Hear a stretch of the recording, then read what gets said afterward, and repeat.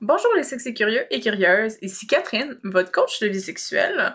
Puis aujourd'hui, je réponds à une question d'une femme qui a un partenaire qui se demande si elle est encore attirée par lui. Salut Catherine, j'ai une question. Je me demandais pourquoi mon partenaire devait toujours faire les premiers pas pour que j'arrive à être assez excitée pour avoir envie d'avoir une relation.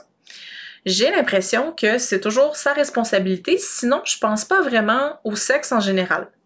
Je sais que plus je vais le faire, plus je vais en avoir envie, mais en même temps, j'initie jamais la chose par moi-même. Je pense que ça commence à peiner mon partenaire parce qu'il m'a dit récemment qu'il était plus sûr si je l'attirais comme avant. Donc, j'ai besoin de conseils, s'il te plaît. Il faut vraiment pas que tu t'inquiètes avec ce concept-là. En réalité, ce qui se passe, c'est que tu es une personne avec un désir qui est réactif. C'est en fait le principal type de désir et de libido pour de nombreuses personnes. Le désir réactif ne survient que lorsque quelqu'un commence à s'engager dans une activité sexuelle. Donc exactement comme le cas que tu m'as présenté dans ta question. Si t'es justement du genre à pas penser au sexe avant que ton partenaire se frotte à toi ou t'envoie des signaux vraiment clairs de désir, t'es en plein dans cette catégorie.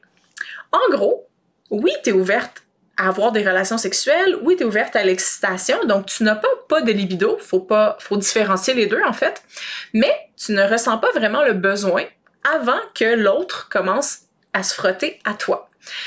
C'est en fait le contraire du désir spontané. Le côté spontané, c'est un peu comme avoir envie de son partenaire simplement parce qu'il porte la chemise que t'adores habituellement ou parce que t'aimes ça quand il se balade en torse nu dans la maison.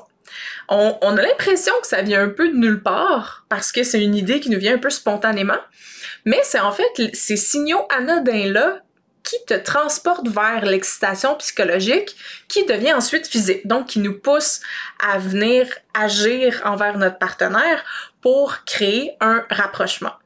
Les deux formes de désir sont parfaitement naturelles. C'est aussi normal d'exprimer puis d'expérimenter les deux formes à différents moments, puis dans des contextes différents aussi. Ça peut être, par exemple, si t'es en public ou si t'es en seul à seul. Ça peut être aussi à l'andropause, à la ménopause, au début de la vie. Donc, on pense par exemple à notre vingtaine versus si maintenant t'as la quarantaine, la cinquantaine, même la soixantaine.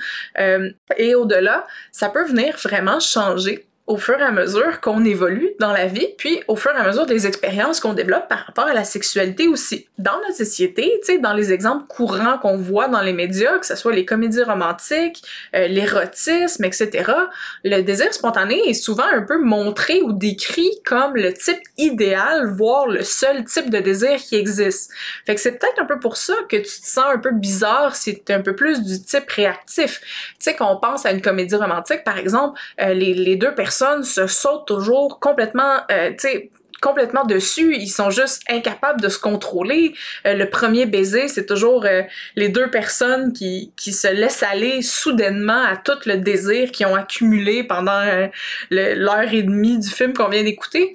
Quand en fait, le désir, justement, entre des partenaires qui sont réactifs et spontanés, ben, il va venir plutôt tour à tour. Donc, c'est une fois qu'on a reçu les premiers signaux du partenaire spontané que là, on va commencer à développer notre propre attitude ou notre propre... on va se préparer mentalement, dans le fond, à venir se mettre dans l'ambiance pour avoir un rapprochement intime. Mais fais-moi confiance, t'es pas bizarre, t'es pas à part. En fait, il y a beaucoup de personnes qui ont ce type de désir-là. Pense un peu à toutes les fois où tu t'es dit après des ébats surprises, « Oh mon Dieu, j'aurais jamais pensé que j'avais envie. » Puis pourtant, quand tu m'as embrassé dans le cou ou que t'as fait telle chose, je me suis enflammée. Puis finalement, le sexe était super bon. J'espère que ça répond un petit peu à ta question, puis que ça éclaire tes lanternes sur ce sujet-là. Merci de m'avoir écrit. Je vais te souhaiter une super de belle journée. Puis aussi à tous mes sexy curieux et curieuses, n'hésitez pas, si vous avez des questions, envoyez-moi-les. Je pourrais en faire un petit vidéo qui pourra en profiter à plus de gens sur justement les petits mythes et les tabous qui entourent la sexualité. Je vous souhaite une belle journée, mes sexy curieuses et curieux. À bientôt!